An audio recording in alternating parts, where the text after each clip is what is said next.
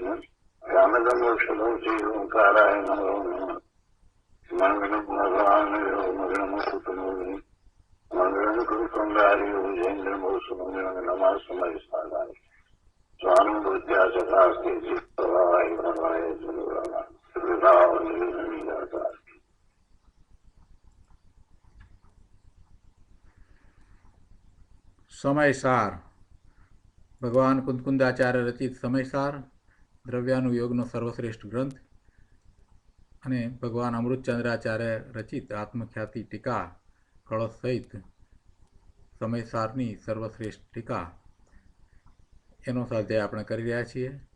એમાં બંધ અધિકારમાં ગાથા 276, 277 ચાલે છે. ગાથા ઉપરના પૂજ્ય ગુરુદેવ કાંજી સ્વામીના પ્રવચનના અંશ આપણે કરી રહ્યા છીએ. મૂળ ગાથામાં એમ આવ્યું કે આચરંગ આદિ શાસ્ત્રો તે જ્ઞાન છે, જીવ આદિ તત્વો તે દર્શન અને 6 જીવની કાય તે ચારિત્ર એમ વ્યવહારને કહે છે. અને નિશ્ચયથી મારો આત્મા જ જ્ઞાન છે, દર્શન છે, ચારિત્ર છે, સંવર છે, યોગ છે, સમાધિ છે, ધ્યાન છે. અને ટીકામાં અમૃતચંદ્રાચાર્ય ભગવાને આનો ઘણો વિસ્તાર કર્યો અને સાથે એ વાત પણ આવી કે એવા નિશ્ચય દ્વારા આ વ્યવહાર છે તે નિષિદ્ધ છે. અને બીજી એક વાત પણ સાથે એ લીધી કે આચારંગ આદિને જ્ઞાનનું આશ્રયપણું અનૈકાંતિક છે. એ જ રીતે દર્શન માટે પણ લીધું અને ચારિત્ર માટે પણ લેવામાં આવ્યું. કારણ કે એવા શાસ્ત્રના જ્ઞાનના સદ્ભાવ અને અસદ્ભાવમાં જેને આત્માનું જ્ઞાન છે એને સમ્યક જ્ઞાન હોય છે. એ જ રીતે જેને આત્માની શ્રદ્ધા છે એને સમ્યક શ્રદ્ધાન છે. અને જેને આત્મામાં સ્વરૂપમાં લીનતા છે એને સમ્યક ચારિત્ર છે. ગુરુદેવે આનો ઘણો વિસ્તાર ઘણી સારી રીતે કરી અને ઘણી મહત્ત્વની વાતો સમજાવી. આજે વધારે અંશ લઈશું. આ ગાથાઓની સાથે ગુરુદેવે બીજી બધી ઘણી વાત લીધી, કેમ કે મૂળ આ ગાથા કહેવામાં આવી એ નિશ્ચય અને વ્યવહારને સમજાવનારી હતી, એના બંનેના સ્વરૂપને સમજાવનારી હતી. પણ સાથે સમ્યક દર્શનની વાત એમાં આવી એટલે વિષય ઘણો વિસ્તૃત થઈ ગયો. એટલે પૂજ્ય ગુરુદેવે એનો ઘણો વિસ્તાર કર્યો છે. સમ્યક દર્શનની વાત છે અને સાથે નિશ્ચય અને વ્યવહારની પણ વાત છે. એટલે ગુરુદેવે ઘણો વિસ્તાર કરી અને ઘણું સમજાવ્યું છે. તો પ્રવચન રત્નાકર ભાગ 8મો, પાના નંબર 277 ઉપર છેલ્લા પેરેગ્રાફમાં ગુરુદેવ કહે છે કે ભાઈ જૈન દર્શન બહુ સૂક્ષ્મ છે. અંદર ભગવાન આત્મા પૂર્ણ શુદ્ધ નિત્ય આનંદ પ્રભુ એક જ્ઞાયક ભાવપણે પરમ પારિણામિક ભાવે નિત્ય બિરાજે છે. તે સમ્યક દર્શનનો વિષય અને ધ્યેય છે. ભગવાન આત્મા જે પારમ પારિણામિક ભાવે નિત્ય બિરાજે છે એ જ સમ્યક દર્શનનો વિષય છે અને ધ્યેય છે. એનો આશ્રય કરતા સમ્યક દર્શન, સમ્યક જ્ઞાન, સમ્યક ચારિત્રના નિર્મળ પરિણામ થાય છે. એનું પૂર્ણ પરમાત્મા સ્વરૂપનું દર્શન તે જૈન દર્શન છે. અનંત તીર્થંકરોએ, અનંતા કેવળીઓ, ગણધરો અને મુનિવરોએ એ જ કહ્યું છે કે જે સમ્યક દર્શન જ્ઞાન ચારિત્ર્યની પર્યાય છે એનું ધ્યેય ત્રિકાળી ધ્રુવ ચિદાનંદ ઘન પ્રભુ આત્મા છે, પણ વ્યવહાર એનું કારણ નથી.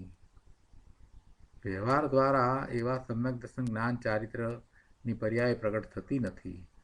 એટલે ગમે તેટલું શાસ્ત્રનું જ્ઞાન હોય કે ગમે તેમ નવતત્વની શ્રદ્ધા ગમે તેટલી હોય કે પછી બાહ્યમાં 5 મહાવ્રત રૂપ ચારિત્ર હોય, તો એથી કાંઈ સમ્યક જ્ઞાન સમ્યક દર્શન કે સમ્યક ચારિત્રના નિર્મળ પરિણામ પ્રગટ થતા નથી. એટલે એ સઘળોય વ્યવહાર પ્રતિષેધ્ય છે, નિષેધ્ય છે. કેમ કે જેના દ્વારા નિશ્ચય સમ્યક દર્શન પ્રગટ થતું નથી, જેના દ્વારા નિશ્ચય સમ્યક દર્શન પ્રગટ નથી થતું, તેથી તે વ્યવહાર શા કામનો? નિશ્ચય સમ્યક દર્શન સમ્યક જ્ઞાન સમ્યક ચારિત્રના પરિણામ ત્રિકાળી ભગવાન આત્મા જ્ઞાયકના આશ્રય પ્રગટ થાય છે.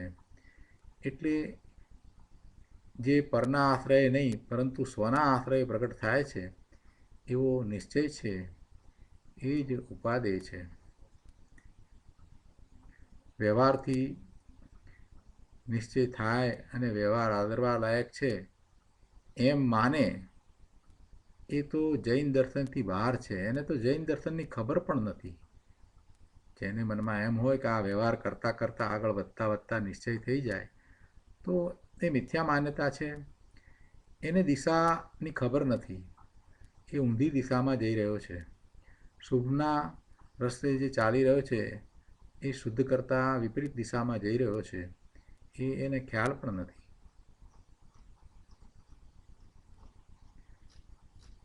આગળ પારા નંબર 279 ઉપર ચોથા પેરેગ્રાફમાં કહે છે કે વ્યવહારનય પ્રતિષેધ્ય છે અને નિશ્ચયનય વ્યવહારનયનો પ્રતિષેધક છે.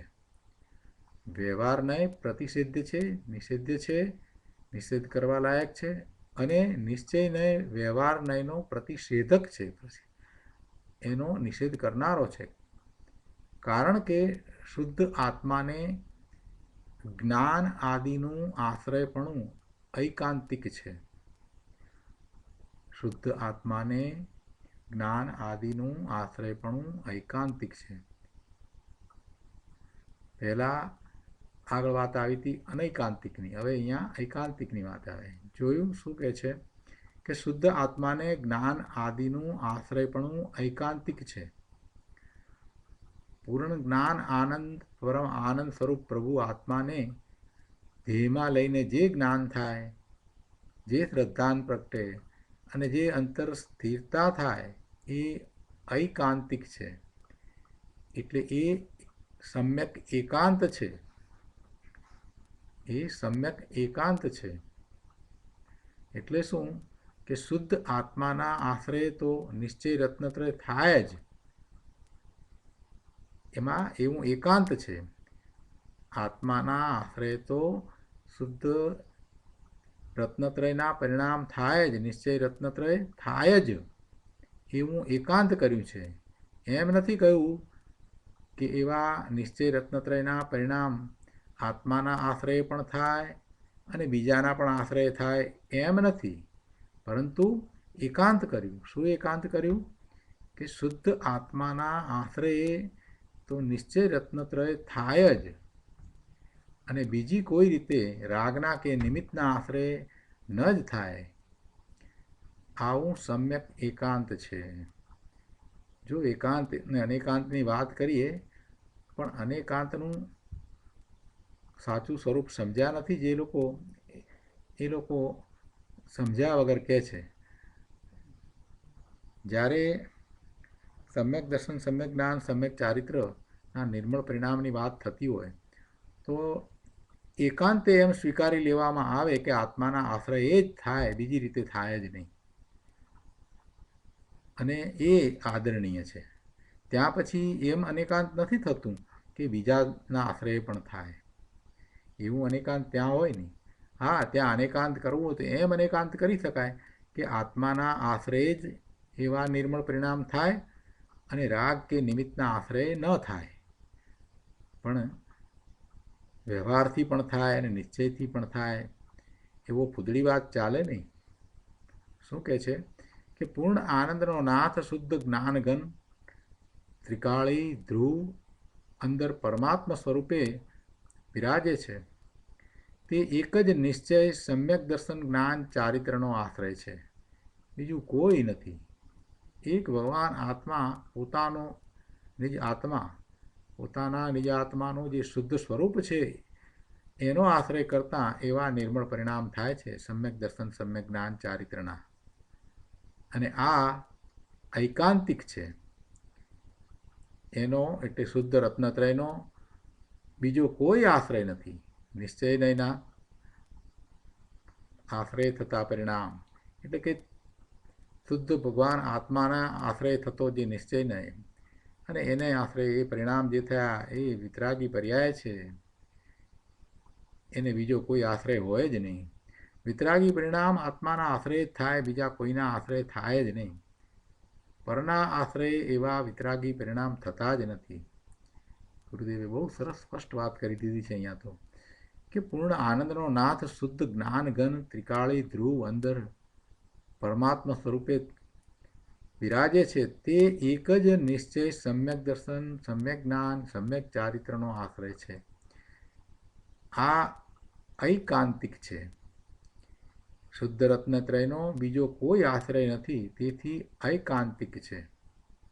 અને જો બીજો આશ્રય માનવામાં આવે, અનૈકાંતિક કરવામાં આવે તો પછી વ્યભિચાર લાગશે, વ્યભિચાર દોષ આવે છે. કેમ કે એમ નથી કે કોઈને વ્યવહારથી થાય અને કોઈને નિશ્ચયથી થાય, એમ નથી. એટલે કે કોઈને વ્યવહારથી પણ સમ્યક દર્શન થાય અને કોઈને નિશ્ચયથી એટલે કે આત્માના આશ્રય પણ થાય, એમ નથી. કે પછી કોઈને નિમિત્તથી થાય અને કોઈને શુદ્ધ ઉપાદાનથી થાય, એમ પણ નથી. એ તો આગળ આવી ગયું ને કે વ્યવહારથી અને નિમિત્તથી થાય એ માન્યતા તો અનૈકાંતિક અર્થાત વ્યભિચારયુક્ત છે. આ તો એક શુદ્ધ આત્માના આશ્રયે જ નિશ્ચય રત્નત્રય સમ્યક જ્ઞાન સમ્યક દર્શન સમ્યક ચારિત્રના પરિણામ થાય એમ ઐકાંતિક છે. સમ્યક એકાંત છે ભાઈ. આ તો બહુ સરસ કહી દીધું. આ તો વિતરાગનો આવો માર્ગ છે.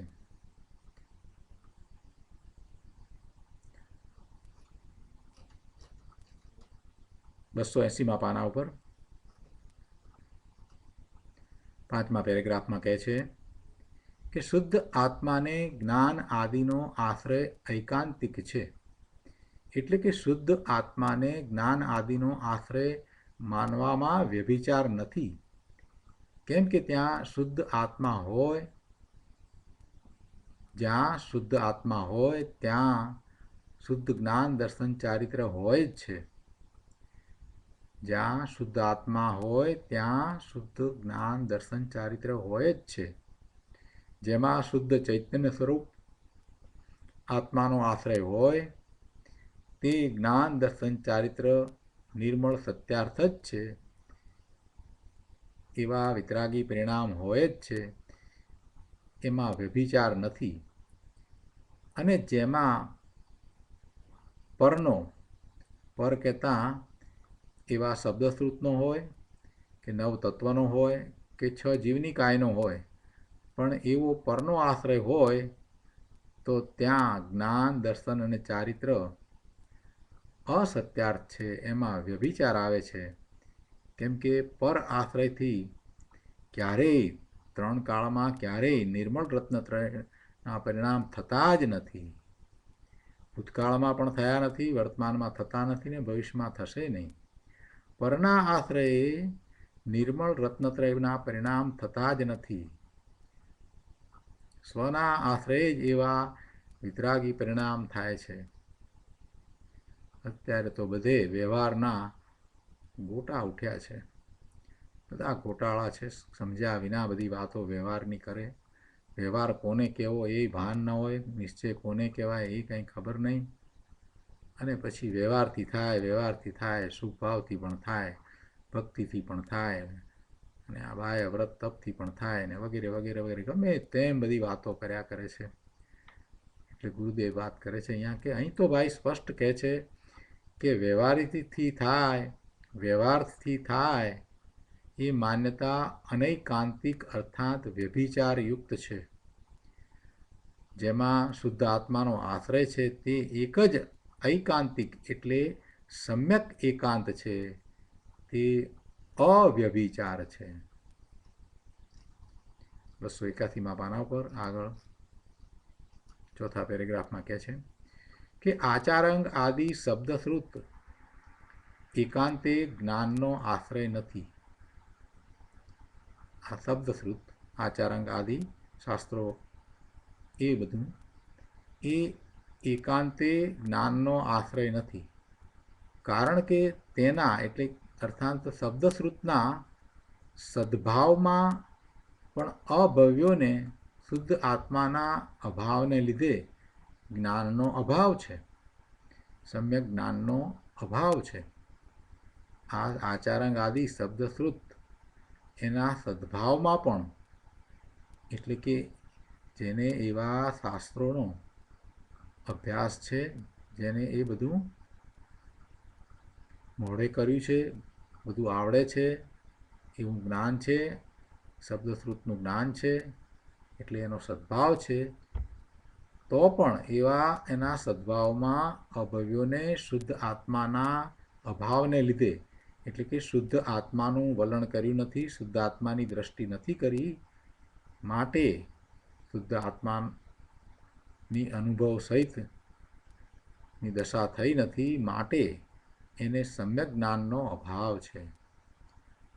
શું કહે છે કે ભગવાને કહેલા શાસ્ત્રોનું જ્ઞાન પણ જો બીજાની તો વાત જ નથી, અન્ય મતિના શાસ્ત્રોની કે કોઈની મતિ કલ્પનાએ લખાયેલા શાસ્ત્રોની કોઈ વાત નથી. વર્તમાનમાં એવા ઘણા પુસ્તકો લખાયા છે, પોતે સમ્યક દ્રષ્ટિ હોય નહીં અને ગણધર ભગવાને જે રચના કરી છે, ગણધર ભગવાનની રચનામાંથી કાંઈ પણ લીધા વગર પોતે પોતાની મતિ કલ્પનાએ જે લખે છે એવા લખાણો હવે ઘણા ઉપલબ્ધ છે અને લોકો એકબીજાને વાંચવા માટે પણ આપે છે. પણ પ્રભુ એમાં સાવધાની રાખવાની જરૂર છે.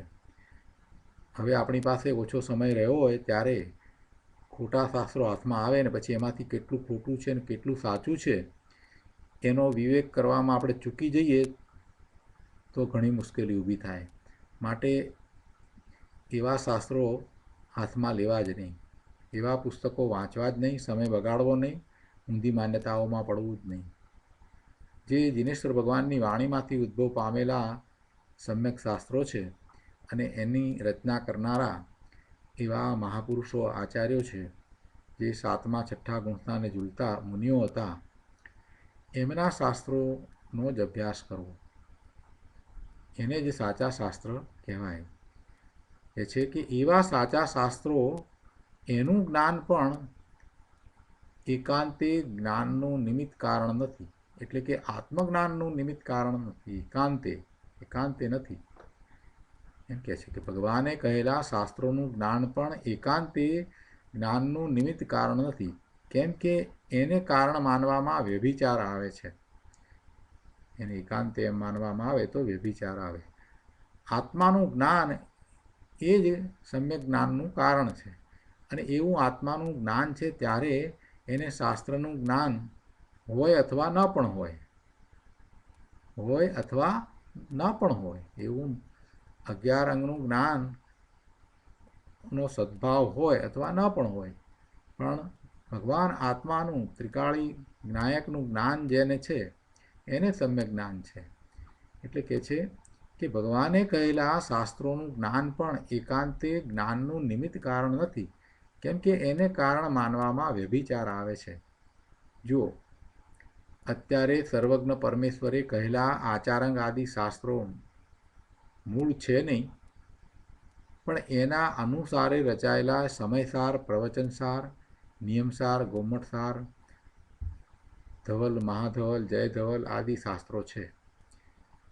એમાં આ કહે છે કે આચારંગ આદિ ભગવાન સર્વજ્ઞે કહેલા શાસ્ત્રોનું જ્ઞાન તે યથાર્થ જ્ઞાન નહીં, પણ એ તો પુણ્ય છે, એ તો શુભભાવ છે, એ દ્રવ્યશ્રુત છે. ગુરુદેવ કહે છે કે ભાઈ, મિથ્યાત્વની મંદતા અને અનંતાનુબંધીની કાંઈક મંદતા હોય તો એ શાસ્ત્ર જ્ઞાન હોય છે. અનંતાનુબંધીની કાંઈ મંદતા હોય અને મિથ્યાત્વની કાંઈક મંદતા હોય, એવા પુણ્યનો ઉદય હોય તો એ શાસ્ત્ર જ્ઞાન હોય છે.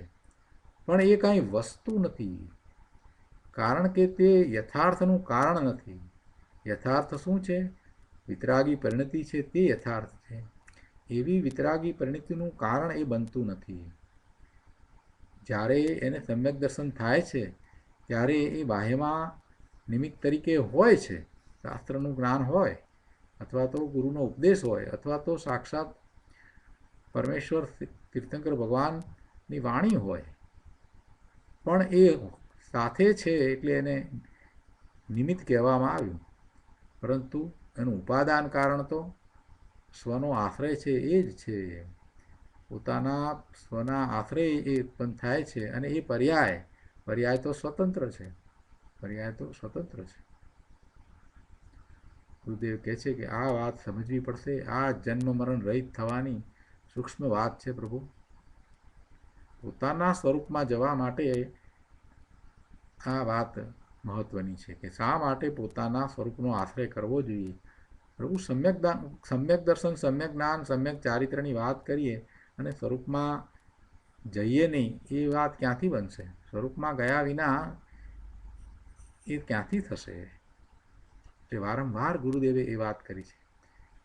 અહીંયા 282માં પાના ઉપર બીજા પેરેગ્રાફમાં કહે છે કે આ લૌકિક જ્ઞાન, આ LLB ને MD ને PhD ઇત્યાદિનું જે છે એની વાત તો એક બાજુ રહી ગઈ, કેમ કે એ તો નર્યું પાપ છે. ગુરુદેવ કહે છે કે એ તો નર્યું પાપ છે.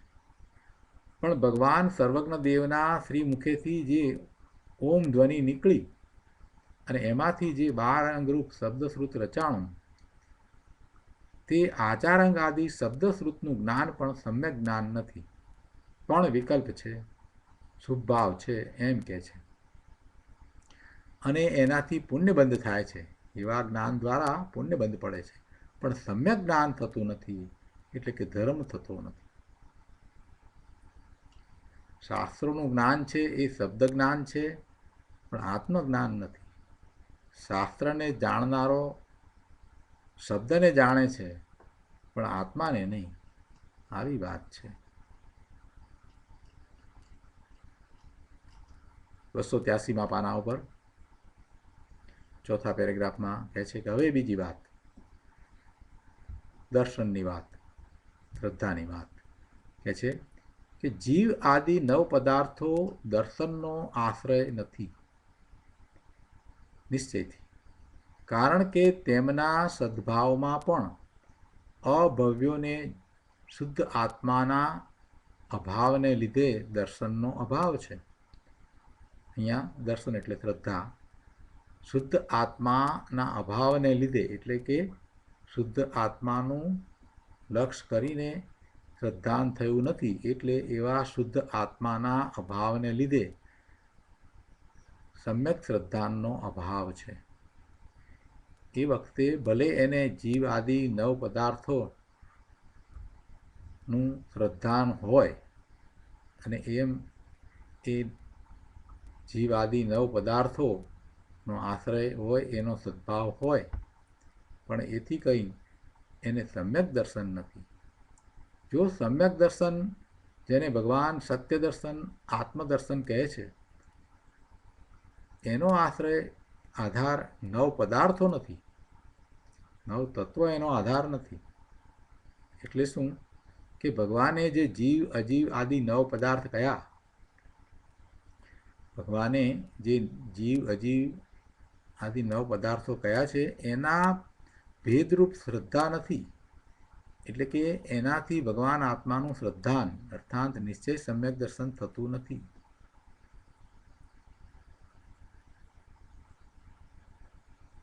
જો અહીંયા સહેજ ફેર છે લખવામાં.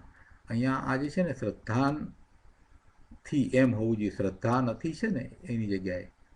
એટલે આખું વાક્ય આ રીતે હોય કે છે, એટલે શું કે ભગવાને જે જીવ અજીવ આદિ નવ પદાર્થ કયા છે એના ભેદરૂપ શ્રદ્ધાનથી, એના ભેદરૂપ શ્રદ્ધાનથી, કોનું ભેદરૂપ શ્રદ્ધાન?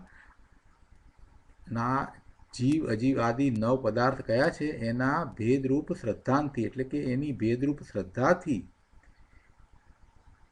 એટલે કે એનાથી ભગવાન આત્માનું શ્રદ્ધાન અર્થાત નિશ્ચય સમ્યક દર્શન થતું નથી. એવી ભેદરૂપ શ્રદ્ધાથી સમ્યક દર્શન થતું નથી. નવ તત્વની ભેદરૂપ શ્રદ્ધા તો રાગ છે, એ કાંઈ સંકિતનું કારણ નથી. આગળ અહીંયા કહે છે કે હવે એ જ હેતુ દ્રષ્ટાંતથી સિદ્ધ કરે છે કે જીવ આદિ પદાર્થો દર્શનનો આશ્રય નથી. નવ તત્વ જીવ અજીવ આશ્રય એ પદાર્થો શ્રદ્ધાનનો આશ્રય નથી. સમ્યક શ્રદ્ધાન એને લીધે થાય નહીં, કારણ કે એવા એ નવ તત્વો એના શ્રદ્ધાનના સદ્ભાવમાં પણ અભવ્યોને શુદ્ધ આત્માના અભાવને લીધે સમ્યક દર્શનનો અભાવ છે. અભવ્ય જીવને કહે છે નવ તત્વની શ્રદ્ધા તો હોય છે પણ તેને સંકિત હોતું નથી. નવ તત્વની શ્રદ્ધા જેને આપણે વ્યવહાર સંકિત કહીએ છીએ, તો એ વ્યવહાર સંકિત એવી નવ તત્વની શ્રદ્ધા છે તો છે એમ બનતું નથી. નિશ્ચય સંકિત હોય અને નવ તત્વની શ્રદ્ધા હોય તો એમ કહેવાય કે વ્યવહાર સંકિત, પણ નિશ્ચય સંકિત છે જ નહીં, નિશ્ચય સમ્યક દર્શન છે નહીં, અને પછી માત્ર નવ તત્વની શ્રદ્ધા હોય તો કાંઈ એ સમ્યક્ત્વ થઈ જતું નથી, કે એવા વ્યવહાર સંકિતથી નિશ્ચય સંકિત પ્રગટ થતું નથી. એટલે કહે છે કે અભવ્ય જીવને કહે છે નવ તત્વની શ્રદ્ધા તો હોય છે. અભવ્ય જીવને નવ તત્વની શ્રદ્ધા નથી હોતી એમ નથી, એ શ્રદ્ધા તો હોય છે પણ તેને સંકિત હોતું નથી. કેવું સંકિત? આત્માના શ્રદ્ધાન સહિત જે સંકિત છે તે હોતું નથી. એટલે કહે છે એને શુદ્ધ આત્માના શ્રદ્ધાનનો અભાવ છે. આ તો અભવ્યનો દાખલો આપ્યો છે. બાકી ભવ્ય જીવને પણ નવ તત્વની શ્રદ્ધાનો સદ્ભાવ હોવા છતાં શુદ્ધ આત્માની શ્રદ્ધાના અભાવને લીધે સમ્યક દર્શનનો અભાવ છે. આમાં શું સિદ્ધ થયું કે નવ તત્વની શ્રદ્ધાથી સંકિત નથી, પણ શુદ્ધ આત્મશ્રદ્ધાનથી સંકિત થાય છે. શુદ્ધ આત્મશ્રદ્ધાનથી સંકિત છે. જેમાં શુદ્ધ આત્માની પ્રતીતિ ન હોય તે સંકિત નહીં. શુદ્ધ આત્માની પ્રતીતિ વિના સંકિત હોય નહીં, સહાનુભૂતિ વિના સંકિત હોય નહીં, શ્રદ્ધા સહાનુભૂતિ વિના હોય નહીં. આત્માની અનુભૂતિ અને સમ્યક શ્રદ્ધા, સમ્યક દર્શન એ બંનેને અવિનાભાવી સંબંધ છે, એમ ગુરુદેવે અગાઉ પણ કહ્યું છે. સંકિતનો આધાર, આશ્રય શુદ્ધ આત્મા છે, નવ પદાર્થો નથી. તો પ્રશ્ન કર્યો કે તો પછી તત્વાર્થ સૂત્રમાં આચાર્ય ઉમા સ્વામીએ તત્વાર્થ શ્રદ્ધાનમ સમ્યક દર્શનમ કહ્યું છે ને? ત્યાં તો એમ કહ્યું છે કે તત્વોની પદાર્થોની યથાર્થ શ્રદ્ધા એ સમ્યક દર્શન છે, એમ કહ્યું છે ને? ગુરુદેવ કહે છે કે હા, પણ ત્યાં એ નિશ્ચય સંકિતની વ્યાખ્યા છે. ત્યાં તત્વાર્થની વ્યાખ્યા કરતાં એક વચન લીધું છે ને. તત્વાર્થની વ્યાખ્યા કરતાં ત્યાં બહુવચન નથી લીધું, એક વચન લીધું છે ને. એટલે કે નવ તત્વોથી ભિન્ન જે એક શુદ્ધ જ્ઞાયક જ્યોતિ સ્વરૂપ પ્રભુ આત્મા અંદર પ્રકાશમાન છે, તેનું શ્રદ્ધા તે સમ્યક દર્શન છે, એમ ત્યાં આશય છે.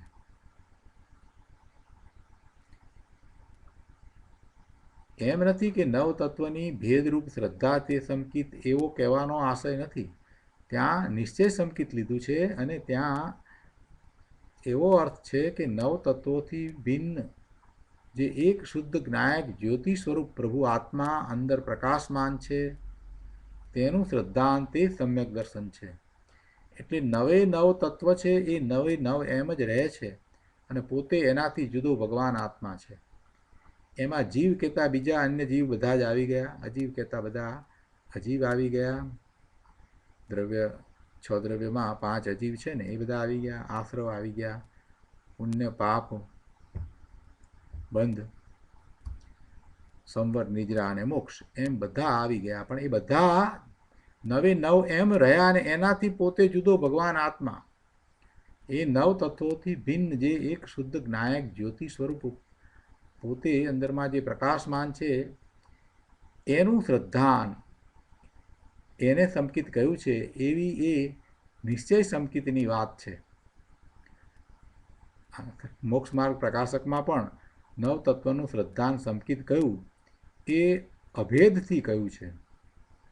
પણ અહીં તો નવ પદાર્થો એમ બહુવચન છે, તેથી એ ભેદરૂપ શ્રદ્ધાની વાત છે. અહીં કહે છે એ નવ પદાર્થોના ભેદરૂપ શ્રદ્ધાનથી નિશ્ચય સંકિત થતું નથી. એને વ્યવહાર સંકિત ભલે કહો, પણ એવું વ્યવહાર સંકિત ત્યારે જ કહેવાય કે જ્યારે એને નિશ્ચય સંકિત હોય તો, નહીતર તો એ માત્ર શુભ ભાવ છે, બીજું કાંઈ નથી. ત્રિકાળી શુદ્ધ એક જ્ઞાયક ભાવરૂપ આત્માનો જ્યાં અનુભવ અને દ્રષ્ટિ થયા તેમાં બધાએ નવ તત્વની શ્રદ્ધા આવી જાય છે. એક ભગવાન આત્માની શ્રદ્ધા કરતાં બધાએ નવ તત્વોની શ્રદ્ધા આવી જાય છે. જગત આખાની જેમ છે તેમ શ્રદ્ધા અંદર સમાઈ જાય છે. કેમ કે અસ્થિપણે આ શુદ્ધ આત્મા નિશ્ચય જીવ તત્વ છે એવી પ્રતીતિમાં એ પર્યાયો નાસ્તિરૂપ છે. કઈ પર્યાયો? આ નવ તત્વમાં જે કહી તે બધી પર્યાયો નાસ્તિરૂપ છે. આ બધી પર્યાયો છે ને, આશ્રવ છે, બંધ છે, સંવર છે, નિદ્રા છે, મોક્ષ, બધી પર્યાય છે. એ બધી પર્યાય એ નાસ્તિરૂપ છે. એ છે નહીં, એની અસ્થિ ત્યાં આત્મામાં નથી. નવ તત્વની અંદર જે આત્મા કહેવામાં આવ્યો છે એ આત્માની સાથે તમે બીજા કોઈ પણ તત્વને ભેળવી દો તો નવ તત્વ નવ નહીં રહે. ધારો કે એવા જીવ તત્વની સાથે આશ્રવ તત્વને ભેળવી અને એમ માનવામાં આવે કે જીવને એવા શુભાશુભ ભાવ હોય તો પેલા તત્વ જે છે આશ્રવ તત્વને તમે ઉડાડી દેશો તો બાકી નવ તત્વો પૂરા રહ્યા નહીં, અને આશ્રવ અને જીવ એ બેને એક રૂપ માન્યા. તો આવું બેનું એક રૂપ માનવું એ કાંઈ ધર્મ નથી, એ કાંઈ ધર્મ નથી. એવી આત્માની શ્રદ્ધા કરવી એ તો મિથ્યાત્વ છે. કોઈ પણ તત્વને આત્મા સાથે તમે જોડી દેશો તો નવ તત્વ નવ તરીકે રહેશે જ નહીં. એટલે નવે તત્વને ભિન્ન જ રાખવા, અને નવે તત્વની શ્રદ્ધા કરનારો હું જુદો, એ નવેથી જુદો, નવે નવથી જુદો હું, એ બધાને જાણનારો. પણ એ નવે તત્વોની ભેદરૂપ શ્રદ્ધા કરવાની વાત નથી. એનાથી પોતે જુદો, પોતે એનાથી જુદો એમ વાત છે. પેલા નવ તત્વની શ્રદ્ધામાં રોકાઈ રહેવાની વાત નથી કરી, પણ એનાથી પોતે જુદો એમ શ્રદ્ધા કરવાની છે. એટલે ગુરુદેવે એમ પણ સાથે સમજાવ્યું છે કે ભાઈ નવ તત્વની શ્રદ્ધા કરો ત્યારે જીવ તત્વની સાથે જે પેલી પર્યાય છે એને જોડી દેશો તો નહીં ચાલે. કે જીવ તત્વની સાથે અજીવને જોડી દેશો તો નહીં ચાલે. અજીવ એટલે આ પૂતગળ શરીર, અને એવી શ્રદ્ધા જીવની કરશો તો નહીં ચાલે. આપણે જીવની શ્રદ્ધા કેવી કરીએ છીએ? એની વર્તમાન પર્યાય પ્રમાણે, એનું શરીર પ્રમાણે એવી શ્રદ્ધા કરીએ છીએ. કોઈને પણ પૂછીએ કે જીવ કેટલા, તો એ શરૂ કરી દેશે કે નિગોદના, એક ઇન્દ્રિય, બે ઇન્દ્રિય, ત્રણ ઇન્દ્રિય. અરે ભાઈ, એક ઇન્દ્રિય, બે ઇન્દ્રિય, ત્રણ ઇન્દ્રિય, ચાર ઇન્દ્રિય બધું જે બોલો છો એ તો શું બોલો છો? એ ઇન્દ્રિયો કોની? એ બધી એ તો શરીર સાથે તમે જીવની વાત કરી. શરીર વિનાના જીવની અહીંયા તો વાત કરીએ છીએ, જેને વિકલ્પ પણ નથી, જેને શુભાશુભ ભાવ પણ નથી, એક શુદ્ધ ભાવ છે. એટલે એને આશ્રવ પણ નથી અને બંધ પણ નથી. એને બંધ પણ નથી. બંધ નથી તો પછી એને મોક્ષની પર્યાય પણ નથી. બંધ કે મોક્ષ કાંઈ નથી. નિદ્રા કર્મ છે તો નિદ્રાનો પ્રશ્ન થાય. એટલે એવું કાંઈ નથી, એક પણ પર્યાય નથી. એવો શુદ્ધ ત્રિકાળ ભગવાન આત્મા એ બધાથી જુદો જે છે, એવા આત્માને અહીંયા નવતત્વમાં જાણવાની વાત કરી છે. અને એવો આત્મા હું છું એમ કરીને બીજા જીવોથી પણ પોતે જુદો પડે. એવો નવ તત્વોને જાણનારો, એ બધાથી ભિન્ન એવા પોતાના શુદ્ધ આત્મતત્વની શ્રદ્ધા, એ નિશ્ચય સંકિત છે. અહીંયા કહે છે કે ત્રિકાળી શુદ્ધ એક જ્ઞાયક ભાવરૂપ આત્માનો જ્યાં અનુભવ ને દ્રષ્ટિ થયા તેમાં બધાએ નવ તત્વની શ્રદ્ધા આવી જાય છે. કેમ કે અસ્થિપણે આ શુદ્ધ આત્મા નિશ્ચય જીવ તત્વ છે એવી પ્રતીતિમાં એ પર્યાયો નાસ્તિરૂપ છે. એટલે આ શુદ્ધ આત્મા જીવ તત્વ છે એવી જ્યારે પ્રતીતિ આવે છે ત્યારે એમાં કોઈ પર્યાય નથી, એમાં પર્યાય છે જ નહીં. એમ એકરૂપ દ્રવ્યનું જ્ઞાન શ્રદ્ધાને આવી જાય છે. અને આ પ્રમાણે તત્વાર્થ શ્રદ્ધાનમ સમ્યક દર્શનમ કહ્યું છે. એ નિશ્ચય સંકિતની વ્યાખ્યા છે. અને ભેદરૂપ શ્રદ્ધાન તો બીજી ચીજ છે, સંકિત નહીં. કહે છે કે પ્રભુ તું કોણ છો? સર્વજ્ઞ વિતરાગ પરમેશ્વરે જેને આત્મા જાણ્યો છે તેવો ચૈતન્ય રસકંદ પ્રભુ આત્મા છો. આવા આત્મ સ્વરૂપની શ્રદ્ધા વિના નવ તત્વની ભેદરૂપ શ્રદ્ધા નિરર્થક છે. એ કાંઈ વસ્તુ નથી. આખરી વાત છે પ્રભુ, પણ સંપ્રદાયમાં તો આ વાત છે જ નહીં. લોકો તો વ્યવહારને જ માર્ગ માની બેઠા છે. શું થાય? પણ સર્વજ્ઞ પરમાત્મા એમ ફરમાવે છે કે અમારી શ્રદ્ધા, દેવગુરુ શાસ્ત્રની શ્રદ્ધા, સંવર નિદ્રા મોક્ષ આદિની ભેદરૂપ શ્રદ્ધા, એ તો ભવ્ય અને અભવ્ય બંને કરે છે. અભવ્ય કરે છે એને તો ક્યારેય સમ્યક દર્શન થતું નથી. અને ભવ્ય જ્યાં સુધી એવી શ્રદ્ધા કરે છે ત્યાં સુધી એને પણ સમ્યક દર્શન થતું નથી. ભવ્ય જ્યારે એવી ભેદરૂપ શ્રદ્ધાને છોડીને પોતે આત્માના આશ્રય શ્રદ્ધાન કરે છે ત્યારે એને સમ્યક દર્શન થાય છે.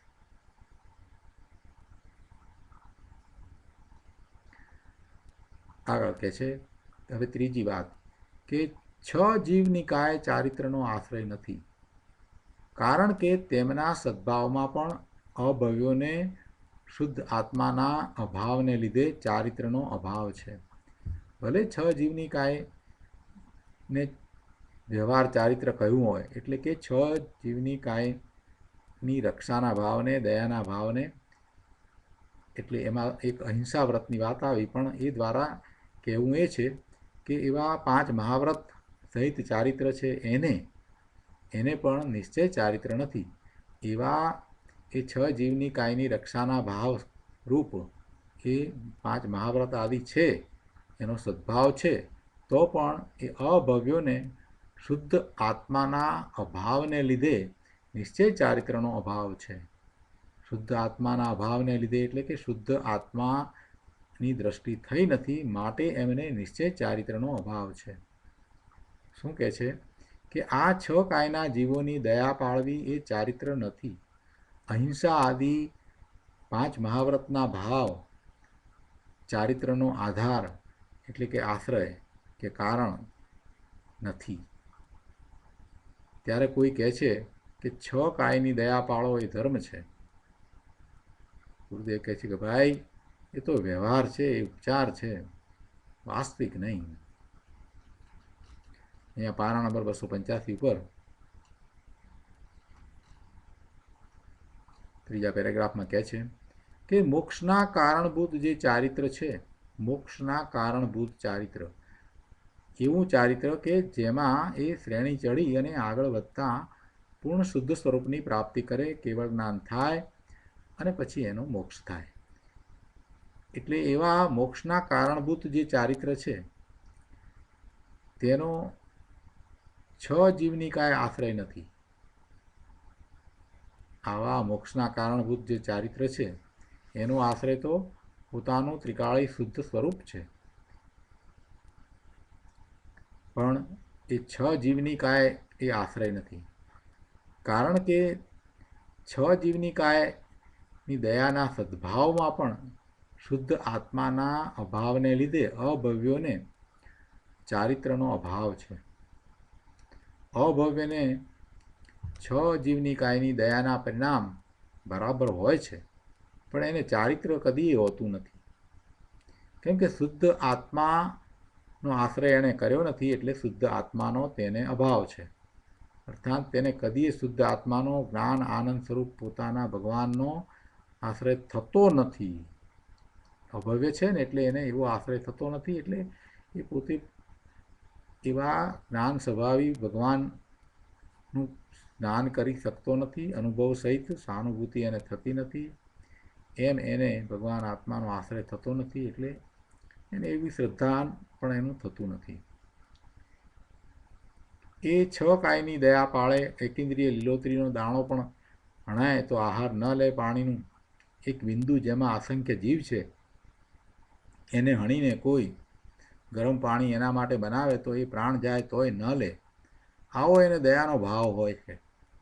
એટલે કે બાહ્યમાં એવું એને ચારિત્ર હોય, પણ એને ચારિત્ર કહેતા નથી. કેમ કે શુદ્ધ આત્માના આશ્રયનો એને અભાવ છે. તો કોઈએ પ્રશ્ન પૂછ્યો કે તો ધર્માત્મા પુરુષ 6 જીવની કાયની દયા પાળે છે ને, એનું શું? એ બધા 6 કાયના જીવની રક્ષા કરે છે ને, એવી દયા પાળે છે ને, એનું શું?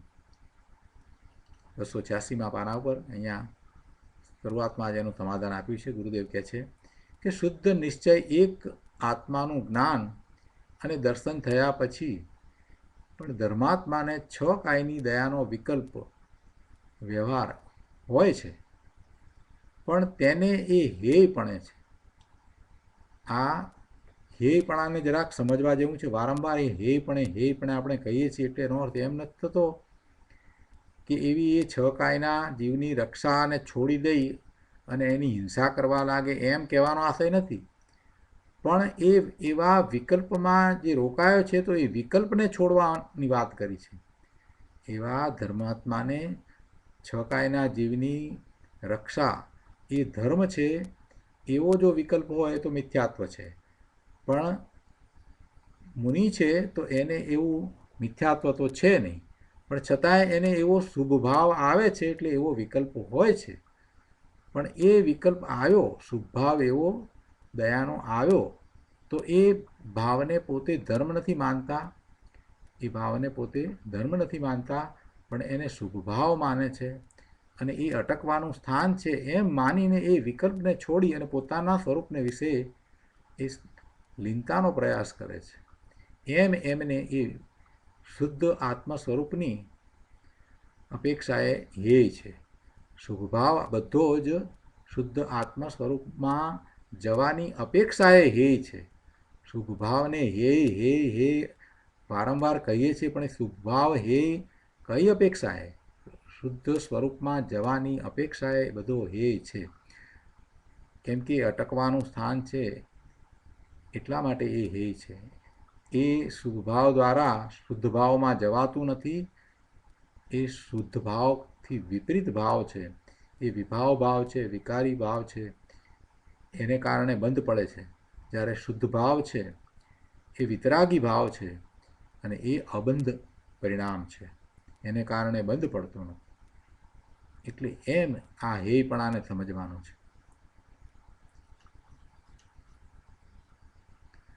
આગળ 287માં પાના ઉપર બીજા પેરેગ્રાફમાં કહે છે કે આ પ્રમાણે વ્યવહાર દર્શન જ્ઞાન ચારિત્ર તે સત્યાર્થ દર્શન જ્ઞાન ચારિત્ર નથી. વ્યવહાર દર્શન જ્ઞાન ચારિત્ર એ સત્યાર્થ દર્શન જ્ઞાન ચારિત્ર નથી, એમ કહ્યું. હવે સત્યાર્થ કહે છે કે શુદ્ધ આત્મા જ જ્ઞાનનો આશ્રય છે. કારણ કે આચારંગ આદિ શબ્દશ્રુતના સદ્ભાવમાં કે અસદ્ભાવમાં તેના અર્થાત શુદ્ધ આત્માના સદ્ભાવથી જ જ્ઞાનનો સદ્ભાવ છે. આ વાતને વિસ્તારથી સમજાવતા ગુરુદેવ કહે છે કે જોયું શું કહે છે કે સમ્યક જ્ઞાનનો શુદ્ધ આત્મા જ એક આશ્રય છે. શુદ્ધ આત્મા જ એમ કહીને બીજું બધું કાઢી નાખ્યું. આ સમ્યક એકાંત કર્યું છે. સમ્યક જ્ઞાનને એક આત્મા જ આશ્રય છે, બીજું કાંઈ નહીં. શાસ્ત્ર જ્ઞાને નહીં અને દેવગુરુએ નહીં. કૃપાળુ દેવમાં તો એમ આવે ને કે ગુરુની ભક્તિ કરવી, ગુરુને સમર્પિત થઈ જવું એમાં આવે છે ને, એ વિના પ્રાપ્તિ થાય નહીં એવી વાત આવે છે ને, તો એને નાને વિરોધ હશે? પ્રભુ કોઈ વિરોધ નથી. ત્યાં એ વ્યવહાર નહીંનું કથન છે, અને જેને પોતાના સ્વરૂપનું લક્ષ થાય છે એને એને એ જ્ઞાન પોતાના સ્વરૂપમાં જવા વિશેનું જે જ્ઞાન છે એ ગુરુ પાસેથી પ્રાપ્ત થાય છે, એ દ્રવ્યશ્રુત છે. પણ એ જ્ઞાનથી કાંઈ અંદર જવાય છે એમ નથી. એ જ્ઞાનના નિમિત્તે પોતે પોતાના સ્વરૂપનો આશ્રય કરે છે, એ પોતાનો પુરુષાર્થ છે, એ દ્વારા પોતે સ્વરૂપમાં જાય છે. એટલે એમાં કોઈ વિરોધાભાસ નથી. ત્યાં વ્યવહાર નયનું કથન છે, અને એમાં એ ગુરુ દ્વારા એ જ્ઞાન પામ્યો છે, પણ એ જ્ઞાન પામ્યો છે એ તો દ્રવ્યશ્રુત છે. એ પામ્યો છે, કંઈ ભાવશ્રુત કંઈ પ્રગટ થતું નથી. ભાવશ્રુત તો પોતે પ્રગટ કરવાનું છે. દ્રવ્યશ્રુતના નિમિત્તે ભાવશ્રુત એને પોતાને પ્રગટ થાય છે. જો એવું દ્રવ્યશ્રુત જ્ઞાન ગુરુ તો બધાને આપતા હોય, પણ એને દ્રવ્યશ્રુત પણ ત્યારે જ કહેવાય કે જે ભાવશ્રુત પ્રગટ કરે. બાકી તો એને માહિતી કહેવાય. એક કાનથી સાંભળીને બીજા કાનથી કાઢી નાખવાવાળા ઘણા. અરે ભગવાનના સમોસરણમાં પણ ભગવાનની ઓમકાર ધ્વનિ છૂટતી હોય ત્યારે લોકો ત્યાંની શોભા જોઈને પાછા આવે, કાંઈ જ્ઞાન ગ્રહણ ન કરે, એવા કંઈક હોય છે. સમોસરણમાં જાય છતાં પણ આપણે પણ એમાંના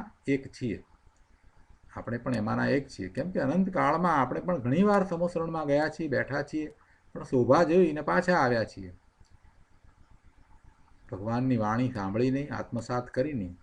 સાંભળી તો આત્મસાત ન કરી, એની ચર્ચામાં રોકાઈ રહ્યા, ગમે તે કર્યું, પણ એને આત્મસાત કરી નહીં અને સમ્યક દર્શન પ્રગટ ન કર્યું.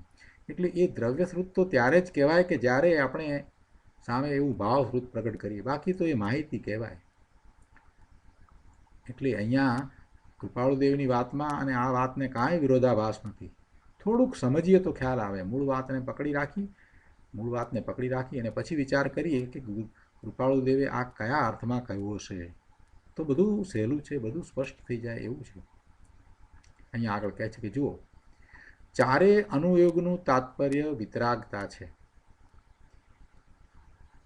પ્રથમાનુયોગ હોય, ચરણાનુયોગ હોય, કરણાનુયોગ હોય કે દ્રવ્યાનુયોગ હોય, એ ચારેય અનુયોગનું તાત્પર્ય વિતરાગતા છે. વિતરાગતા પ્રગટ કરવા માટે છે. તે વિતરાગતા કેમ થાય? તો કહે છે કે જ્ઞાનની પર્યાય શુદ્ધ આત્માના આશરે ભગવાન આત્માનું જ્ઞાન કરે, પોતાના આત્માનું, નિજ શુદ્ધ આત્માનું જ્ઞાન કરે તો વિતરાગતા થાય. કોઈ ગોમટસાર, લબ્ધિસાર, ક્ષપણાસાર આદિ અનેક ચારે અનુયોગના શાસ્ત્ર ભણે તો તેને સંકિત થાય કે નહીં?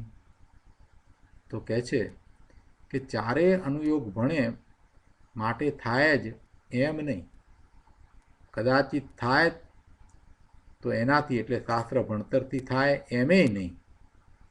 થાય તો શુદ્ધ જ્ઞાન આનંદ પ્રભુ આત્માના જ આશ્રય થાય, બીજી કોઈ રીતે નહીં.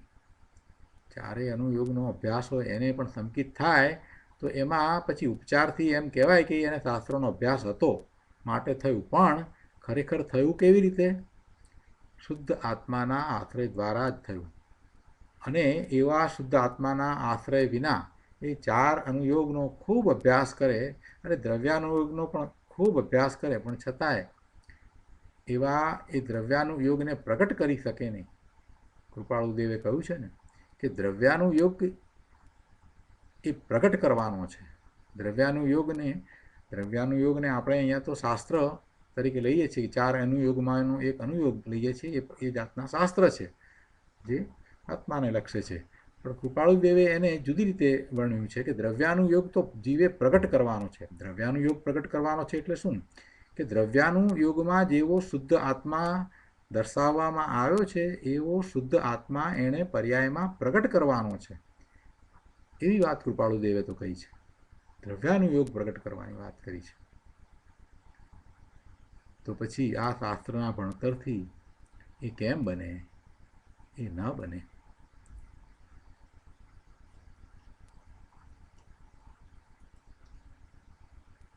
આગળ કહે છે પાના નંબર 288 ઉપર બીજા પેરેગ્રાફમાં કે અહીં મોક્ષ માર્ગ બતાવવો છે, એમાં પહેલાં સમ્યક જ્ઞાનથી ઉપાડ્યું છે. કેમ કે જાણ્યા વિના કોની પ્રતીતિ કરે? એટલે કે જેનું જ્ઞાન થયું જ નથી એની પ્રતીતિ કેવી રીતે થાય? એટલે સમ્યક જ્ઞાનથી ઉપાડ્યું છે. જે વસ્તુ જાણવામાં ન આવે એની પ્રતીતિ કેમ થાય? તેથી પહેલાં જ્ઞાનથી ઉપાડ્યું છે. તો કહે છે કે જ્ઞાનનો એક શુદ્ધ આત્મા જ આશ્રય છે, બીજો કોઈ આશ્રય નથી. ગમે તેટલું જાણે તો પણ શાસ્ત્ર જ્ઞાન દ્વારા આત્માની પ્રાપ્તિ ન થાય. એટલે જ્ઞાન સાચું સમ્યક જ્ઞાન છે એ તો આત્માના આશ્રય જ થાય, શાસ્ત્રના આશ્રય ન થાય. પોતાના વર્તમાન જ્ઞાનની પર્યાયને અંતરમાં વાળીને સ્વની સન્મુખતા કરે ત્યારે આત્મજ્ઞાનની પ્રાપ્તિ થાય, સમ્યક જ્ઞાનની પ્રાપ્તિ થાય. કેવી રીતે થાય? કે પોતાના વર્તમાન જ્ઞાનની પર્યાયને પોતાના ઉપયોગને, દર્શન જ્ઞાનના ઉપયોગને બહારમાંથી પલટાવીને અંતરમાં વાળીને સ્વસન્મુખતા કરે ત્યાં આત્મજ્ઞાનની પ્રાપ્તિ થાય. શુદ્ધ આત્મા જ જ્ઞાનનો આશ્રય છે. આમાં જ કારથી એકાંત કીધું ને, જ કર્યો એટલે એકાંત થઈ ગયું. શુદ્ધ આત્મા જ જ્ઞાનનો આશ્રય છે. આમાં જ કારથી એકાંત કર્યું એટલે કે શુદ્ધ આત્માનું જ્ઞાન, એ જ્ઞાન અને શાસ્ત્રનું જ્ઞાન એ જ્ઞાન એમ નથી, બંનેને જ્ઞાન નથી કીધા. શાસ્ત્રનું જ્ઞાન એ પણ જ્ઞાન અને શુદ્ધ આત્માનું જ્ઞાન એ જ્ઞાન એમ નથી, પણ એક શુદ્ધ આત્માનું જે જ્ઞાન એને જ જ્ઞાન કહ્યું છે. એટલે કહે છે કે એક શુદ્ધ આત્મા જ જેનો આશ્રય છે તે જ્ઞાન સમ્યક જ્ઞાન છે. આગળ તે પછીના પેરેગ્રાફમાં કહે છે કે શુદ્ધ આત્મા જ જ્ઞાનનો આશ્રય છે, કારણ કે આચારંગ આદિ શબ્દશ્રુત હો કે ન હો, શુદ્ધ આત્માના સદભાવથી જ જ્ઞાનનો સદભાવ છે. પેલું આચારંગ આદિ શબ્દશ્રુત છે એ હોય અથવા ન પણ હોય, પણ શુદ્ધ આત્માના સદભાવથી એટલે કે શુદ્ધ આત્માનું લક્ષ્ય કરીને થતું જ્ઞાન એ જ સમ્યક જ્ઞાન છે. શું કહે છે કે શાસ્ત્રનું જ્ઞાન ભલે હોય કે ન હોય, શુદ્ધ આત્માના સદભાવથી જ જ્ઞાનનો સદભાવ છે. શબ્દશ્રુત એ કાંઈ જ્ઞાન નથી. શુદ્ધ આત્મા જ એ જ રીતે આગળ કહે છે કે શુદ્ધ આત્મા જ દર્શનનો આશ્રય છે, કારણ કે જીવ આદિ નવ પદાર્થોના સદભાવમાં કે અસદભાવમાં તેના એટલે કે શુદ્ધ આત્માના સદભાવથી જ દર્શનનો સદભાવ છે. ત્યાં પણ એમ જ લીધું છે. સમ્યક દર્શનનો આશ્રય એક શુદ્ધ આત્મા જ છે, નવ પદાર્થો નહીં. નવ પદાર્થથી નવ તત્વથી ભિન્ન પૂર્ણ શુદ્ધ એક જ્ઞાનઘન પ્રભુ આત્મા છે. એના સન્મુખનું શ્રદ્ધાન દર્શન તે સમ્યક દર્શન છે. 289 પાના ઉપર અહીંયા ત્રીજા પેરેગ્રાફમાં કહે છે કે ત્યારે કોઈ વળી કહે છે, કેટલાકને પછી જાત જાતના વિકલ્પો આવે ને એટલે પછી જાત જાતની વાતો કરે, એટલે કહે છે અહીંયા એ વાતને લીધી છે કે ત્યારે કોઈ વળી કહે છે આ અધ્યાત્મવાળા એક શુદ્ધ આત્માને જ આશ્રય ધ્યેય બનાવે છે તે એકાંત છે, બીજે નવ પદાર્થોનો આશ્રય પણ કયો છે. ગુરુદેવ કહે છે કે ભાઈ બીજે નવ તત્વના આશ્રય શ્રદ્ધાન કહ્યું છે એ તો વ્યવહાર છે, અને એ તો અહીં પહેલાં કહ્યું ને કે એનો તો નિષેધ છે, એનો તો નિષેધ કર્યો છે, એવા વ્યવહારનો તો નિષેધ કર્યો છે. કેમ કે આત્મદર્શન વિના વ્યવહાર કાંઈ નથી, અર્થાત રાગ દ્વેષ મોહ જ છે.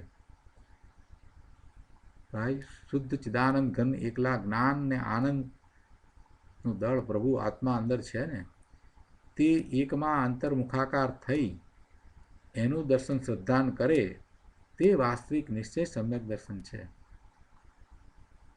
નારકીને પણ આવું સમ્યક દર્શન થાય છે, પણ તે આ રીતે જ, અને ત્યારે તેને જે નવતત્વનું ભેદરૂપ શ્રદ્ધાન હોય છે તે વ્યવહાર છે. આ પ્રમાણે અનેકાંત છે. એટલે કોઈએ પ્રશ્ન પૂછ્યો, પણ કાળલબ્ધિ હોય ત્યારે સમ્યક દર્શન થાય ને? ગુરુદેવ કહે છે કે કાળલબ્ધિ એ સમયે જ હોય છે. અંદર ત્રિકાળી ધ્રુવ સ્વભાવ એક નાયક ભાવને જ્યાં ધ્યેય બનાવ્યો ત્યાં તે જ સમયે સ્વભાવનો આશ્રય થયો, એટલે કાળલબ્ધિ થઈ ગઈ. વર્તમાન પર્યાયનો પુરુષાર્થ થઈ ગયો. કર્મના ઉપશમ આદિ પણ થઈ ગયા અને થવા યોગ્ય સમ્યક દર્શનની પર્યાય જ થઈ તે ભવિતવ્ય થયું. એક સાથે પાંચે સમવાય મળ્યા. આ પ્રમાણે શુદ્ધ આત્માના જે આશ્રયે સમ્યક દર્શન થાય છે અને એમાં પાંચે સમવાય સમાઈ જાય છે. જો પાંચે સમવાય અહીંયા લઈ લીધા. આપણે દરેક વખતે એમ કહીએ ને કાળલબ્ધિને જ મહત્ત્વ આપીએ અથવા તો ભવિતવ્ય એવી વાત કરીએ, પણ ભાઈ કોઈ પણ કાર્ય થાય ત્યારે કંઈ કાળલબ્ધિ એકલી જ હોય છે કે બીજા ચાર સમવાય પણ હોય છે? પાંચ સમવાય હોય ત્યારે કાર્ય થાય. આ વિષય ઉપર આ વખતે પણ થોડો વિસ્તાર કર્યો હતો ત્યાં, પણ એનો વધારે વિસ્તાર કરીને આપણે સમજવાની જરૂર છે. અહીંયા ગુરુદેવે એ વાતને લીધી છે, આપણે થોડુંક સમજીએ. આજે શું કહ્યું કે પાંચ સમવાય આપણે જ્યારે કહીએ તો એક સમવાય શું છે? એ દ્રવ્યનો સ્વભાવ છે. જે સ્વભાવ છે તો જે સ્વભાવ છે એ પ્રમાણે પરિણમન થાય છે, એટલે એવી પર્યાય થાય છે. જો સોનાનો સ્વભાવ એવો છે તો એમાંથી જે પર્યાય થાય એમાં સોનાના દાગીના જે બંગડી કે વીંટી કે ચેન બને. પણ માટીનો એવો કાંઈ સ્વભાવ નથી કે એમાંથી એ સોનાના દાગીના બને, એવું કાંઈ બની જાય, એમ તો બને નહીં. એટલે જેવું દ્રવ્ય છે એમાં એવા ગુણ છે, એટલે એ એનો સ્વભાવ છે. એટલે સ્વભાવ છે એટલે એવી પર્યાય થાય. એ એક પહેલો સમવાય છે. બીજા સમવાયને આપણે નિમિત્ત લઈએ છીએ કે નિમિત્ત તરીકે કર્મનો ઉદય હોય અથવા તો કર્મનો ઉપશમ હોય, ક્ષય હોય, ક્ષયોપશમ હોય, એ આપણે નિમિત્ત તરીકે લઈએ છીએ. એ વખતે એવો કર્મનો ઉદય હોય જ્યારે કાર્ય થાય ત્યારે, અથવા તો એનો કર્મનો ક્ષય કે ઉપશમ કે ક્ષયોપશમ હોય. ત્રીજી વસ્તુ કાળલબ્ધિ લઈએ, એટલે કે કાળલબ્ધિ પાકી, એ જ એની જન્મ ક્ષણ છે એ થવાની, એટલે એ કાળલબ્ધિ આપણે લઈએ છીએ. ચોથી વાત છે ભવિતવ્ય. ભવિતવ્ય એટલે કે જે પરિણામ થવાનું હોય તે જ થાય, જે થવા યોગ્ય પર્યાય થવાની હોય એ જ થાય. ભવિતવ્ય એ નૈમિત્તિક છે, જે થવાનું છે તે જ થાય. અને પાંચમી વસ્તુ છે પુરુષાર્થ. તો પેલા ચાર છે, પુરુષાર્થ સિવાયના ચાર છે, એની ઉપર તો આત્માનું કાંઈ ચાલતું નથી. આ જીવ કાંઈ એનું કરી શકતો નથી, એ તો થાય છે. જીવ માત્ર પુરુષાર્થ કરે છે, અને જ્યારે જીવનો પુરુષાર્થ થાય છે અને પેલા ચાર છે ત્યારે કાર્ય થાય છે. એટલે કાંઈ એકલા કાળલબ્ધિથી કાર્ય થાય છે એમ નથી, અથવા તો એ ભવિતવ્ય એમ છે એટલે થાય છે એમ નથી.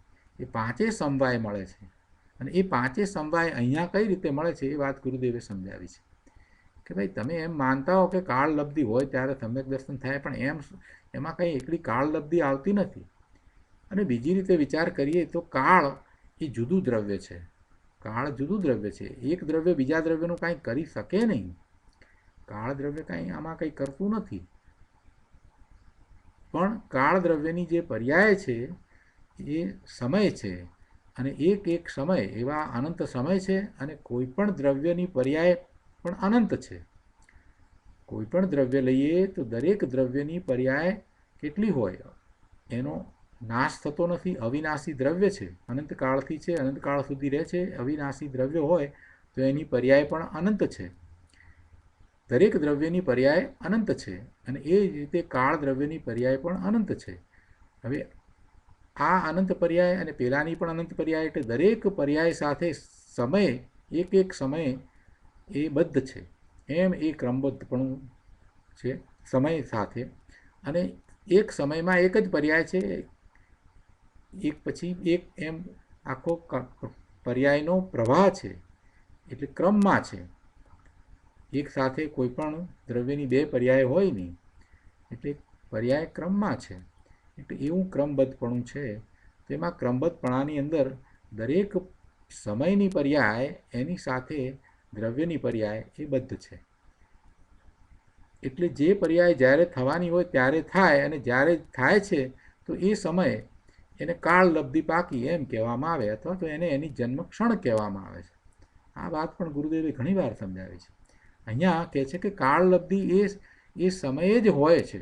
જ્યારે સમ્યક દર્શન થાય છે તો એમાં પાંચે સમવાય કઈ રીતે હોય છે? તો કહે છે કે અંદર ત્રિકાળી ધ્રુવ સ્વસ્વભાવ એક જ્ઞાયક ભાવને જ્યાં ધ્યેય બનાવ્યો ત્યાં તે જ સમયે સ્વભાવનો આશ્રય થયો, કાળલબ્ધિ થઈ ગઈ, વર્તમાન પર્યાયનો પુરુષાર્થ થઈ ગયો, કર્મના ઉપશમ આદિ પણ થઈ ગયા, અને થવા યોગ્ય સમ્યક દર્શનની પર્યાય થઈ તે ભવિતવ્ય થયું. એક સાથે પાંચે સમવાય મળ્યા. આ પ્રમાણે શુદ્ધ આત્માના જ આશ્રય સમ્યક દર્શન થાય છે, અને એમાં પાંચે સમવાય સમાઈ જાય છે. એમ એ કાળલબ્ધિ પાકી કહેવાય એક કાળલબ્ધિ, પણ એમાં પાંચે સમવાય આવી જાય છે. એકલી કંઈ કાળલબ્ધિ છે એમ નથી, એમાં સ્વભાવ પણ આવી ગયો, એને એમાં નિમિત્ત પણ આવી ગયું, અને પુરુષાર્થ પણ આવી ગયો, જે ભવિતવ્ય છે એ પણ આવી જાય છે. એટલે કાંઈ એક વસ્તુ છે એમ નથી. સમ્યક દર્શન થાય છે ત્યારે પાંચે સમવાય હોય જ છે. તો આજનો સ્વાધ્યાય આપણે અહીંયા સુધી રાખીએ. હવે આવતી વખતે બીજી થોડીક વાત છે આપણે લઈશું, અને પછી આગળનો કળશ કરીશું.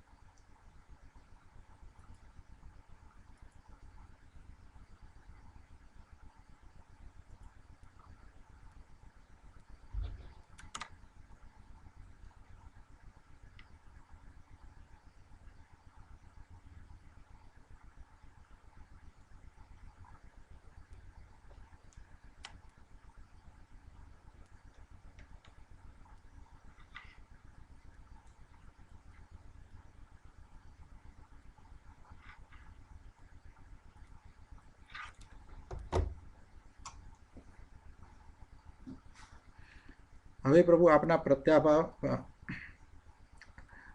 પ્રતિભાવ અથવા પ્રશ્નો હોય તો આપણે વિચાર કરીએ.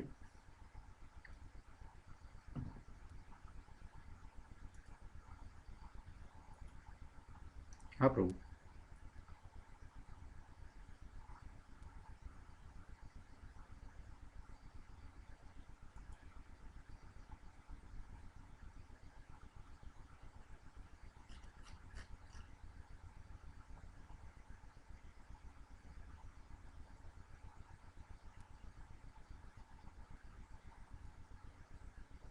જો પૂર્ણ દશા નથી થઈ, જ્યાં સુધી પૂર્ણ દશા નથી થઈ ત્યાં સુધી, પૂર્ણ દશા ક્યારે થાય? જ્યારે 12મા ગુણસ્થાને આવે અને એ બધા કષાયોનો અભાવ થાય, ત્યાર પછીથી એને શુક્લ ધ્યાન થાય, અને બીજા શુક્લ ધ્યાન પછીથી એને પૂર્ણ દશા થાય. એટલે કે એને 4 ઘાતી કર્મોનો નાશ થાય અને કેવળ જ્ઞાન પ્રગટ થાય. હવે આ જ્યાં સુધી નથી થયું ત્યાં સુધી એને હજી પૂર્ણપણે કષાયોનો અભાવ નથી થયો. કેમ કે 7મા ગુણસ્થાન પછીથી 7મા ગુણસ્થાને 7મા છઠ્ઠે એમ થતો હતો ત્યાં સુધી તો એને શ્રેણી માંડી નહોતી. એટલે ત્યારે તો 6ઠ્ઠા ગુણસ્થાને હોય ત્યારે તો એને શુભ ભાવ આવે અને ક્યારેક અશુભ ભાવ પણ હોય. પણ હવે એને 3 કષાયનો અભાવ હતો, એટલે એ જે કષાય એના હોય એ પણ અતિ મંદ હોય. સંજોરણ કષાય એવો છે કે અતિ મંદ કષાય છે, એનાથી બંધ પણ અતિ અલ્પ પડે. એટલે હજી એને બધા સર્વ કષાયોનો અભાવ નથી થયો. હવે 7મા ગુણસ્થાનના બીજા ભાગમાં એ જ્યારે શ્રેણી ચડે છે ત્યારે પણ આમ જોવા જઈએ તો હજી બધા કષાયનો અભાવ નથી. બધા કષાયનો અભાવ જ્યાં સુધી નથી થયો ત્યાં સુધી એને સૂક્ષ્મ રાગ અંદર પડ્યો છે.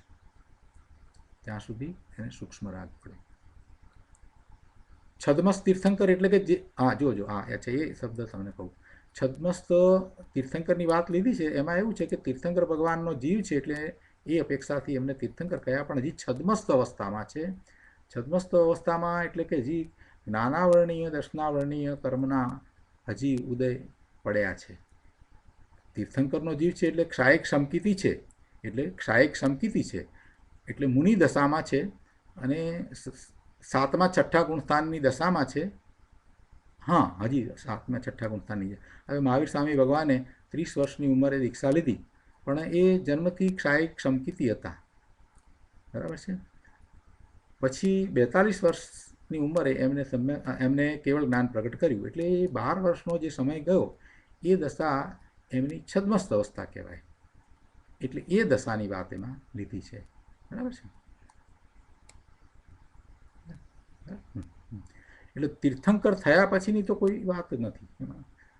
એટલે તીર્થંકર અથવા તો ગણધર ભગવાન તો તીર્થંકર નથી, તો એ કેવળ જ્ઞાન પ્રાપ્ત કરે છે. અથવા તો બીજા જીવો એમના સમોસરણમાં વિરાજમાન છે એવા જીવો જે કેવળ જ્ઞાન પ્રગટ કરે છે, એવા જન્મથી જે ક્ષાયિક શંકિતી નથી એવા પણ કેવળ જ્ઞાન પ્રગટ કરે છે. જન્મથી જે પરમ ઔદારિક શરીર લઈને આવ્યા છે એવા તીર્થંકર ભગવાનની તો વાત જ શું કરવી, પણ બીજા અન્ય જીવો જે છે એ પણ કેવળ જ્ઞાન પ્રગટ કરે છે. એ બધા મુનિ દશાની અંદર જે પુરુષાર્થ જ્યારે કરી રહ્યા છે ત્યારે હજી એક કસાય બાકી રહ્યો છે, અતિ સૂક્ષ્મ કસાય છે. અને એ ક્યારે જશે તો કે સાતમા ગુણસ્થાનના બીજા ભાગમાં જ્યારે શ્રેણી ચડશે ત્યારે જશે જ એમય ન કહી શકાય. આ ભાવમાં જાય અને ન પણ જાય, 11મા ગુણસ્થાને જઈને પાછા પણ પડે, આવું પણ બને. એટલે આપણે જાણતા નથી. એટલે સાતમા ગુણસ્થાનની દશાવાળા મુનિ છે ને, એનું તો શું કહેવાય. આપણે આજે ગયા હોઈએ એમના દર્શન કરી અને રોજ જતા હોઈએ ને એમના દર્શન કરીને આવીએ ને રોજ ધ્યાનમાં બેસતા હોય ને આવતીકાલે જઈએ તો આપણને ખબર પડે કે ઓહો, એમને તો કેવળ જ્ઞાન થઈ ગયું. એટલે એવા સાતમા છઠ્ઠે ગુણસ્થાને થતા જે મુનિ છે એમના દર્શન થવા એ પણ મહાભાગ્યની વાત છે. એટલા માટે આ પંચપરમેષ્ઠીને આપણે નમસ્કાર કરીએ છીએ. એમાં પેલા તો તીર્થંકર છે અથવા કેવળી ભગવાન છે, હરિયંત ભગવાન છે, એમને તો 4 ઘાતી કર્મોનો ક્ષય થયો છે ને આ ભાવે મોક્ષે જનાર છે. બીજા નંબર છે સિદ્ધ ભગવાન છે, તો સિદ્ધ થઈ ચૂક્યા છે. પણ પેલા 3 પદ છે એ સાધુના પદ છે, છતાંય એને પણ આપણે પંચપરમેષ્ઠીમાં ભગવાનની સાથે નમસ્કાર કરીએ છીએ. બોલો, ભગવાનની સાથે શા માટે મૂક્યા? એ એટલા માટે કે એ 3 પદ મુનિના છે. એ આચાર્ય ગણધર હોય અથવા તો ઉપાધ્યાય હોય કે મુનિ હોય, એ 3 પદ સાધુના પદ છે. અને એમાંથી એ 7મે 6ઠ્ઠે ગુણસ્થાને બધા છે.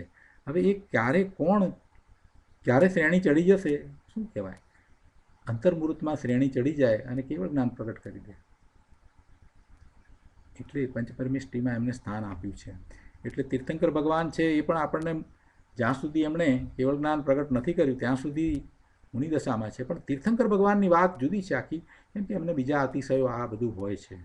અર્યંત ભગવાન, બીજા જે કેવળી ભગવાન છે એમની આવી દશા હોય છે. આપણે જાણતા હોય કે આ મુનિ છે અને એવું લાગતું હોય રોજ જતા હોય, રોજ દર્શન કરવા જતા હોઈએ, કોઈક વખત આપણને એ ઉપદેશ પણ આપતા હોય. અને એક દિવસ આપણે જઈએ કે જી કાલે તો આપણે આવ્યા હતા અને આપણે એમના દર્શન કરીને ચાલ્યા ગયા હતા, અને આજે તો એમને કેવળ જ્ઞાન થઈ ગયું. ઓહો હો, આનંદની વાત છે. તો એકદમ કેટલો બધો ઉમળકો આવે આપણને. આવું પંચપરમેષ્ઠીનું સ્વરૂપ છે પ્રભુ.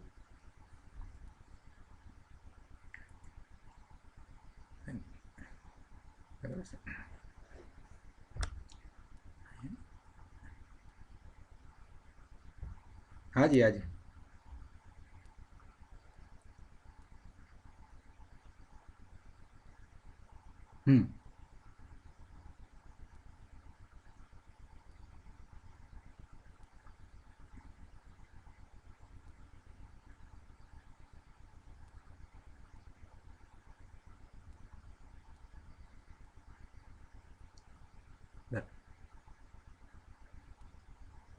બરાબર છે.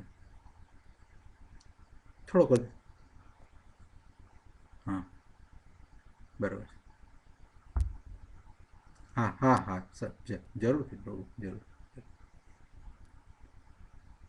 375 ભલે, કાલે આપણે લઈએ. તો આપણે સુખધામ બોલી અને સ્વાધ્યાય પૂરો કરીએ.